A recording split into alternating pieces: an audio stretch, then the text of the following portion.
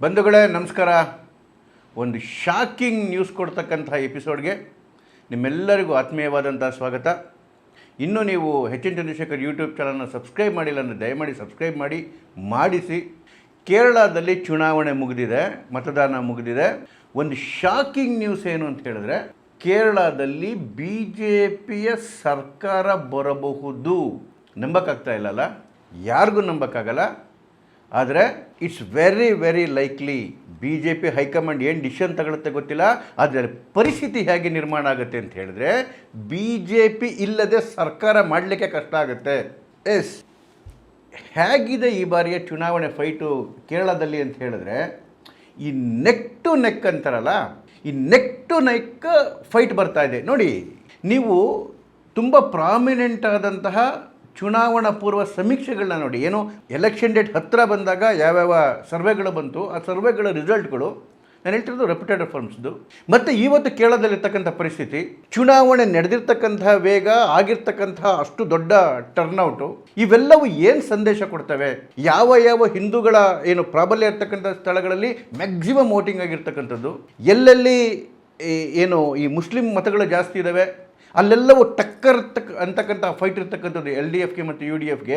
ಇವೆಲ್ಲವೂ ಏನು ಸೂಚಿಸುತ್ತೆ ಅಂತ ಹೇಳಿದ್ರೆ, ನಾನು ಅದಕ್ಕೋಸ್ಕರನೇ ನಿಮಗೆ ಆ 3 ಸಮೀಕ್ಷೆಗಳು ಏನೇನು ಹೇಳುತ್ತೆ ಅಂತ ಹೇಳ್ಕೊಂಡು ಹೋಗ್ತೀನಿ. ಆಮೇಲೆ ನಿಮಗೆ ವಿಷಯ ಅರ್ಥ ಆಗುತ್ತೆ. ಮ್ಯಾಟ್ರಿಕ್ಸ್ ಸಂಸ್ಥೆಯ ರೀಸೆಂಟ್ ಸರ್ವೆ ಏನು ಹೇಳ್ತು ಕೇರಳದು, LDFಗೆ ಅಂದರೆ ಕಮ್ಯುನಿಸ್ಟ್ ಲೆಡ್ ಡೆಮೊಕ್ರೆಟಿಕ್ ಫ್ರಂಟ್ ಇದೆ, ಅದಕ್ಕೆ 62ರಿಂದ 68 ಸೀಟ್ ಬರುತ್ತೆ. ಸೊ ಆವರೇಜ್ ತೆಗೆದ್ರೆ 65. UDFಗೆ 67ರಿಂದ 73, ಆವರೇಜ್ ಎಷ್ಟು? 70. BJPಗೆ ಮ್ಯಾಟ್ರಿಕ್ಸ್ ಕೊಟ್ಟಿರ್ತಕ್ಕಂಥದ್ದು 5ರಿಂದ 8 ಸೀಟು. ಅಲ್ಲಿರ್ತಕ್ಕಂಥದ್ದು ಟೋಟಲ್ 140 ಅಸೆಂಬ್ಲಿ ಕಾನ್ಸ್ಟಿಟ್ಯೂನ್ಸಿಗಳು. ಅದರಲ್ಲಿ ಬಹುಮತ ಬರೋದಕ್ಕೆ 71 ಬೇಕು. ಎಷ್ಟು? 71 ಬಹುಮತಕ್ಕೆ ಬೇಕು. ಮ್ಯಾಟ್ರಿಕ್ಸ್ ಎಷ್ಟು ಹೇಳುತ್ತೆ? LDFಗೆ 65 ಬರುತ್ತೆ ಆವರೇಜು, UDFಗೆ 70 ಬರುತ್ತೆ, ಯಾರಿಗೂ ಬಹುಮತ ಬರಲ್ಲ. BJPಗೆ 5ರಿಂದ 8 ಬರುತ್ತೆ. ಇನ್ನು ವೋಟ್ ವೈಬ್ ಆ ಸಂಸ್ಥೆ ಏನು ಹೇಳುತ್ತೆ? LDFಗೆ 63ರಿಂದ 73, ಆವರೇಜಿಂದ 68, UDFಗೆ 64ರಿಂದ 74, ಆವರೇಜು 69. BJPಗೆ ಅದು ಹೇಳುತ್ತೆ 1ರಿಂದ 5 ಅಂತ ಹೇಳಿ. ಇನ್ನು ಸ್ವಿಕ್ ಮೀಡಿಯಾ ನೆಟ್ವರ್ಕು ಇದು ಹೇಳುತ್ತೆ LDFಗೆ 62ರಿಂದ 66 ಅಂದರೆ ಮೀಡಿಯನ್ 64 ಆವರೇಜು, UDFಗೆ 62ರಿಂದ 69 ಅಂದಾಜು ಒಂದು 65ರಿಂದ 66 ಆವರೇಜು, BJP 4ರಿಂದ 5 ಅಂತ ಹೇಳುತ್ತೆ. ನಮ್ಮ ಅಂದಾಜಿನ ಪ್ರಕಾರ, ನಾವು ಅಲ್ಲಿ ಅಂದಾಜು ಮಾಡಿರ್ತಕ್ಕಂಥ ಪ್ರಕಾರ BJPಗೆ 5ರಿಂದ 12 ಬಂದೇ ಬರುತ್ತೆ, ಆವರೇಜು ಒಂದು 8 ಸೀಟ್ ಅಂತ ಬಂದೇ ಬರುತ್ತೆ. ನಮ್ಮಲ್ಲಿ ಒಂದು ಭಾಳಷ್ಟು ಹೋಪ್ಸ್ ಇರ್ತಕ್ಕಂಥದ್ದು 20ವರೆಗೂ ಸೀಟ್ಸ್ ಜಾಸ್ತಿ ಆಗುತ್ತೆ ಅಂತ ಹೇಳಿ ಇರಲಿ. ಕನಿಷ್ಠ ಅಂದ್ರೂ ಕೂಡ 8 ಸೀಟು ಬಂದೇ ಬರುತ್ತೆ. ಅದ್ರ ಅರ್ಥ ಏನು ಅಂತ ಹೇಳಿದ್ರೆ, UDFಗೂ ಕೂಡ 71 ಬಹುಮತ ಬರುತ್ತೆ ಅಂತೇಳಿ ಭಾಳಷ್ಟು ಏನು ಸಮೀಕ್ಷೆಗಳು ತೋರಿಸಿಲ್ಲ, LDFಗೂ ಬಹುಮತ ಬರುತ್ತೆ ಅಂತೇಳಿ ಸಮೀಕ್ಷೆಗಳು ತೋರಿಸಿಲ್ಲ. ಅದ್ರ ಅರ್ಥ ಹಂಗ್ ಅಸೆಂಬ್ಲಿ ಆಗುತ್ತೆ. ಈ ಹಂಗ್ ಅಸೆಂಬ್ಲಿ ಆದರೆ ಏನು BJP ಹತ್ರ ಏನು 5ರಿಂದ 8 ಸೀಟ್ ಇರುತ್ತಲ್ಲ, ಇದು ಅಲ್ಲಿನ ಯಾವುದೇ ಸರ್ಕಾರ ಮಾಡಲಿಕ್ಕೆ ಅತ್ಯಂತ ಕ್ರೂಷಿಯಲ್ ಆಗುತ್ತೆ. ನೋಡಿ, ಏನು ಕೇರಳದ ಹಿಸ್ಟ್ರಿ ಇದೇ ಫಸ್ಟ್ ಟೈಮ್ ಆಗ್ತಿರೋದಲ್ಲ. ಈವನ್ 2011ರಲ್ಲಿ ಏನು ಕಾಂಗ್ರೆಸ್ ಲೆಡ್ UDF ಅಧಿಕಾರಕ್ಕೆ ಬಂತು, ಬಹುಮತಕ್ಕೆ ಬೇಕಿದ್ದು 71, ಕಾಂಗ್ರೆಸ್ ಲೆಡ್ ಅಲಯನ್ಸ್ಗೆ ಬಂದಿದ್ದು ಎಷ್ಟು ಗೊತ್ತಾ? ಕೇವಲ 72. ಒಂದೇ ಒಂದು ಸೀಟ್ ಜಾಸ್ತಿ ಬಂದಿದ್ದು, 68 ಇದಕ್ಕೆ ಬಂದಿತ್ತು ಆಗ UDFಗೆ. ಆಮೇಲೆ ಒಂದು ಬೈಪೋಲಲ್ಲಿ ಮತ್ತಿನ್ನೊಂದು ಆಯಿತು, ಆಮೇಲೆ 73 ಆಯಿತು. ಬಿಟ್ಟರೆ ಕಾಂಗ್ರೆಸ್ಗೆ ಕೇವಲ 1 ಸೀಟ್ ಅಷ್ಟೇ ಎಕ್ಸ್ಟ್ರಾ ಬಂದಿದ್ದು ಬಹುಮತದಿಂದ. ಮತ್ತು ಅಲ್ಲಿ ಒಂದು ಸಿಂಗಲ್ ಪಕ್ಷ ಅಲ್ಲ, ಕಾಂಗ್ರೆಸ್ ಅಥವಾ ಕಮ್ಯುನಿಸ್ಟ್ ಅಲ್ಲ, ಕಾಂಗ್ರೆಸ್ದು ಅಲಯನ್ಸು ಒಂದು 8 ಪಾರ್ಟಿಗಳು, UDFದು ಅಲಯನ್ಸು ಒಂದು 8 ಪಾರ್ಟಿಗಳು. ಈ ಅಲಯನ್ಸ್ಗೆನೇ ಕೇವಲ 1 ಸೀಟಿನ ಲೀಡ್ ಅಷ್ಟೇನೆ ಕಾಂಗ್ರೆಸ್ಗೆ ಬಂದಿದ್ದು 2011ರಲ್ಲಿ. ಅಷ್ಟು ಟೈಟ್ ಫೈಟ್ ಇರುತ್ತೆ. ಈ ಬಾರಿಯೂ ಕೂಡ ಅದೇ ಕಾಂಟೆಕಿ ಟಕ್ಕರ್ ಅಂತ ಏನು ಹೇಳ್ತಾರೆ ಹಿಂದಿನಲ್ಲಿ, ಆ ರೀತಿ ನೆಕ್ ಟು ನೆಕ್ ಫೈಟ್ ಇದೆ. ಆನಂದ್ ಅವರಿಗೆ ನೀವು ಪೋಸ್ಟರ್ಗಳ ಇದನ್ನು ನೋಡಿದ್ರೆ ಏನು ಕಮ್ಯುನಿಸ್ಟ್ಗೂ ಕೂಡ 65ರಿಂದ 66 ಬಂದು ನಿಂತ್ಕೋಬೋದು, 68 ಬಂದು ನಿಂತ್ಕೋಬೋದು. ಈವನ್ ಕಾಂಗ್ರೆಸ್ ಲೆಡ್ ಅಲಯನ್ಸ್ಗೂ ಕೂಡ 65ರಿಂದ 68, 69 ಬಂದು ನಿಲ್ಬೋದು. ಕ್ರೂಷಿಯಲ್ ಆದಂತಹ ಸೀಟ್ಗಳು ಅಂತ ಹೇಳಿದ್ರೆ ಏನು, ಆನಂದ್ ಅವರೇಜ್ ಒಂದು 8 ಸೀಟ್ ಬರುತ್ತೆ, BJPಗೆ 5ರಿಂದ 8 ಸೀಟು. ಇದು ವೆರಿ ಕ್ರೂಷಿಯಲ್ಲು.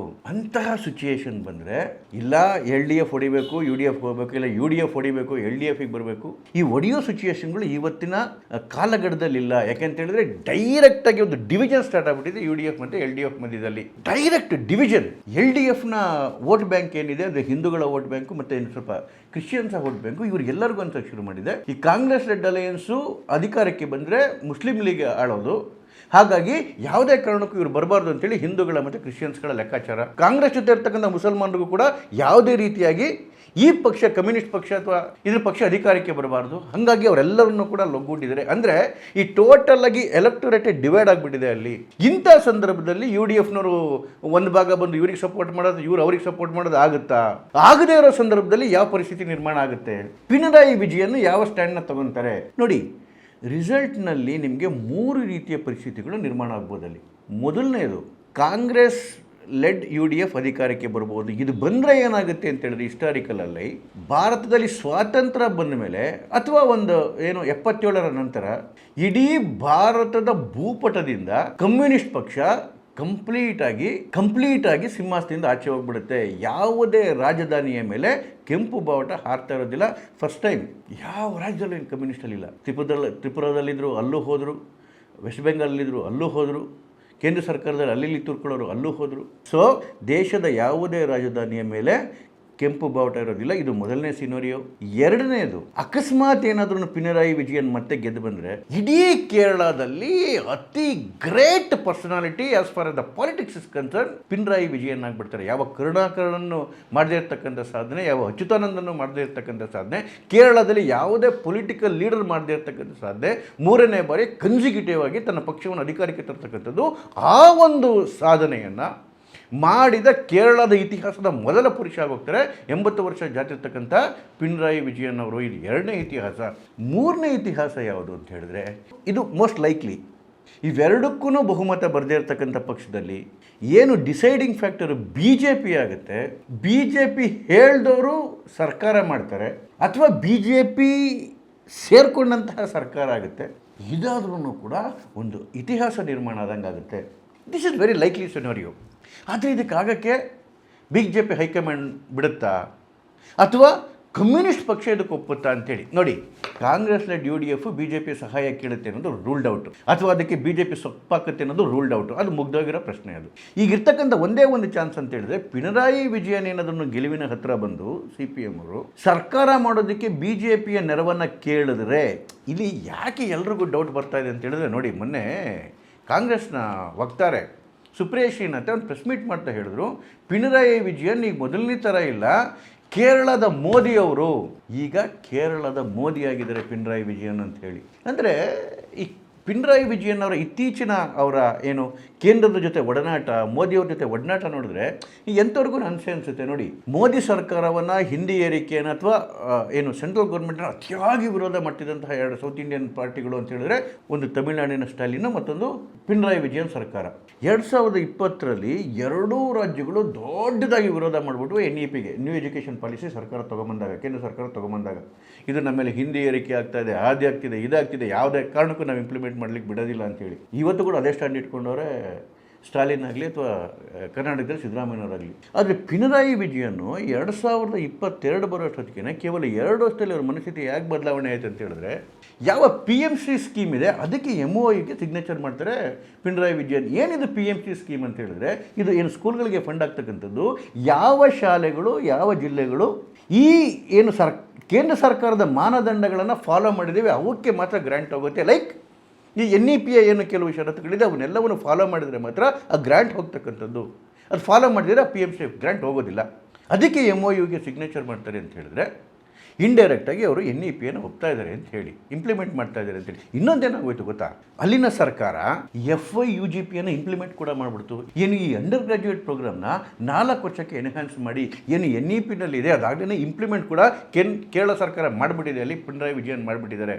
ಜೊತೆಗೆ ಮೋದಿಯವರ ಸರ್ಕಾರ ಯಾವ್ಯಾವ ರೀತಿ ಇನ್ಫ್ರಾಸ್ಟ್ರಕ್ಚರ್ ಪ್ರಾಜೆಕ್ಟ್ಗಳಿಗೆ, ಕೇರಳದಲ್ಲಿ ನಡೀತಿರ್ತಕ್ಕಂಥ ರೋಡ್ ಪ್ರಾಜೆಕ್ಟ್ಗಳಿಗೆ ಫಂಡ್ ಮಾಡ್ತಾ ಇದೆ ಅನ್ನೋದನ್ನು ಮುಕ್ತ ಕಂಠದಿಂದ ಹೊಗಳ್ತಾರೆ Pinarayi Vijayan. Unlike Congress and India alliance CMs, ಮೋದಿಯವರ ಕ್ರಿಯೇಟಿವ್ ರೆಸ್ಪಾನ್ಸ್ ಅಂತಕ್ಕಂಥ ಪದ ಯೂಸ್ ಮಾಡ್ತಾರೆ ಪಿಣರಾಯಿ ವಿಜಯನ್. ರೋಡ್ ಪ್ರಾಜೆಕ್ಟ್ಗಳಿಗೆ, ಇನ್ಫ್ರಾಸ್ಟ್ರಕ್ಚರ್ ಪ್ರಾಜೆಕ್ಟ್ಗಳಿಗೆ ನಾವು ಕೇಳಿದಾಗ ಇಮ್ಮಿಡಿಯೇಟಾಗಿ ರೆಸ್ಪಾಂಡ್ ಮಾಡುತ್ತೆ ಕೇಂದ್ರ ಸರ್ಕಾರ, ನಮಗೆ ಹೆಲ್ಪ್ ಮಾಡುತ್ತೆ ಅಂತೇಳಿ ಅವರು ಕೇಂದ್ರ ಸರ್ಕಾರವನ್ನು ಅಭಿನಂದಿಸ್ತಾರೆ. ಮೋದಿಯವರು ಕೂಡ ಬಹಿರಂಗವಾಗಿಯೇ ಪಿಣರಾಯಿ ವಿಜಯನ್ ಅವ್ರನ್ನ ಅಭಿನಂದಿಸಿದ್ರು ಅವರ ಕೋಆಪರೇಷನ್ಗೆ ಆ್ಯಸ್ ಎ ಸ್ಟೇಟ್ ಗೌರ್ಮೆಂಟ್. ಅದರ ಅರ್ಥ ಪಿಣರಾಯಿ ವಿಜಯನ್ ಅವರಿಗೆ ಸುಮಾರು ಒಂದು 3-4 ವರ್ಷಕ್ಕೆ ಮುಂಚೆನೇ ಗೊತ್ತಾಯಿತು ಈ ಥರ ಸಿಚುಯೇಷನ್ ಒಂದು ನಿರ್ಮಾಣ ಆಗಬಹುದು ಅಂತೇಳಿ. ಹಾಗಾಗೇ ಬಿ ಜೆ ಪಿ ಜೊತೆಗೆ ಮೋದಿಯವ್ರ ಜೊತೆಗೆ ಮೃದು ಧೋರಣೆ ತೊಡ್ಕೊಂಡು ಅವ್ರ ಜೊತೆಗೆ ಅವರ ವಿಶ್ವಾಸವನ್ನು ಗಳಿಸ್ತಕ್ಕಂಥ ಕೆಲಸಗಳನ್ನ ಮಾಡ್ಕೊಂಡೋದ್ರು ಅಂತಕ್ಕಂಥದ್ದು ಈಗ ಕಾಂಗ್ರೆಸ್ ನಾಯಕರ ಅಂಬೋಣ, ಅವರ ಊಹೆ. ಅದನ್ನೇ ಅವ್ರ ಪ್ರೆಸ್ ಮೀಟ್ಗಳಲ್ಲಿ ಕಿರ್ಚಾಡ್ತಾ ಇರೋದು. ಈಗ ನಮಗೂ ಅನ್ಸೋಕ್ಕೆ ಶುರು ಮಾಡಿದೆ, ಈ ಥರ ಪರಿಸ್ಥಿತಿ ಬಂದುಬಿಟ್ರೆ ಏನೋ 4-5 ಸೀಟು ಬೇಕಾಗುತ್ತೆ ಪಿಣರಾಯಿ ವಿಜಯನ್ಗೆ ಮತ್ತೆ ಅಧಿಕಾರಕ್ಕೆ ಬರುವಂಥ ಸಿಚುಯೇಷನ್ ಬಂದು ಹೇಳಿದ್ರೆ ಅವರು ಮೋದಿಗೆ ಬಿ ಜೆ ಪಿಯ ಸಪೋರ್ಟನ್ನು ಕೇಳೋದಕ್ಕೆ ಕಮ್ಯುನಿಸ್ಟ್ ಸಿದ್ಧಾಂತಗಳು ಅವ್ರನ್ನ ಬಿಡ್ತವ, ಅವರ ಪಾಲಿಟ್ ಬ್ಯೂರೋ ಅವರಿಗೆ ಪರ್ಮಿಟ್ ಮಾಡುತ್ತಾ, ಅವರ ಕಾರ್ಯಕರ್ತರು ಇದನ್ನು ಒಪ್ತಾರ? ಯಾಕೆ ಅಂತೇಳಿದರೆ ಸೈದ್ಧಾಂತಿಕವಾಗಿ ಹಲವಾರು ದಶಕಗಳಿಂದ ಆ ಕಮ್ಯುನಿಸ್ಟ್ ಗೂಂಡಾಗಳಿಗೂ ಬಿ ಜೆ ಪಿ ಕಾರ್ಯಕರ್ತರಿಗೆ RSSನ ಸ್ವಯಂ ಸೇವಕರಿಗೆ ಒಂದು ದೊಡ್ಡ ಯುದ್ಧನೇ ನಡೀತಾ ಇದೆ ಕೇರಳದಲ್ಲಿ. ಒಂದು ರೀತಿ ನರರಾಕ್ಷಸರ ಥರ ಬಿ ಜೆ ಪಿ ಕಾರ್ಯಕರ್ತರ ಸ್ವಯಂ ಸೇವಕರನ್ನು ಕ್ರೂರವಾಗಿ ಹತ್ಯೆ ಮಾಡಿದ್ದಾರೆ, ಅಮಾನುಷವಾಗಿ ಹಲ್ಲೆ ಮಾಡಿದ್ದಾರೆ. ನೂರಾರು ಕುಟುಂಬಗಳು ಬೀದಿಗೆ ಬಿಟ್ಬಿಟ್ಟಿರ್ತವೆ ಈ ಕಮ್ಯುನಿಸ್ಟ್ ಗುಂಡಗಳ ಕಾರಣಕ್ಕೋಸ್ಕರ. ಅದೆಲ್ಲವನ್ನು ಕೂಡ ಬಿ ಜೆ ಪಿಯ ಕಾರ್ಯಕರ್ತರು ಮರೀತಾರ? RSS ಮರೆಯುತ್ತಾ? ಬಿ ಜೆ ಪಿ ಇದಕ್ಕೆ ಒಪ್ಪುತ್ತಾ? ಇದು ಒಂದು $1 ಮಿಲಿಯನ್ ಪ್ರಶ್ನೆ. ಆದರೆ ಇನ್ನೊಂದು ಚಿಂತನೆ ಏನು ಹೇಳುತ್ತೆ, PDP ಜೊತೆನೇ ಸರ್ಕಾರ ಮಾಡಿತ್ತು ಬಿ ಜೆ ಪಿ ಕಾಶ್ಮೀರದಲ್ಲಿ.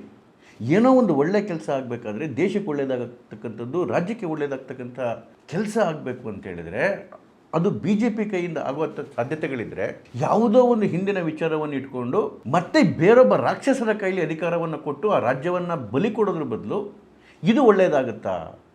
ಅಕಸ್ಮಾತ್ ಬಿ ಜೆ ಪಿ ವಿಜಯನ್ ಸರ್ಕಾರಕ್ಕೆ ಸಪೋರ್ಟ್ ಮಾಡಲಿಲ್ಲ ಅಂತೇಳಿದರೆ ಅದರಿಂದ ಏನು ಕಾಂಗ್ರೆಸ್ನ ಆಡಳಿತ ಬಂದು ಯಾವ ರಾಕ್ಷಸರು ಇರ್ತಕ್ಕಂತಹ ಏನು ಮುಸ್ಲಿಂ ಲೀಗ್ ಇದೆ ಅದರ ಕೈಗೆ ನೇರವಾಗಿ ಆಡಳಿತ ಹೋಗ್ಬಿಟ್ರೆ ಮತ್ತೆ ಅಲ್ಲಿನ ಕೇರಳ ಜನಗಳ ಬಾಳೆ ಏನಾಗಬೇಕು, ಹಿಂದೂಗಳ ಬಾಳೆ ಏನಾಗಬೇಕು, ಅಲ್ಲಿ ಕ್ರಿಶ್ಚಿಯನ್ಸ್ ಬಾಳೆ ಏನಾಗಬೇಕು?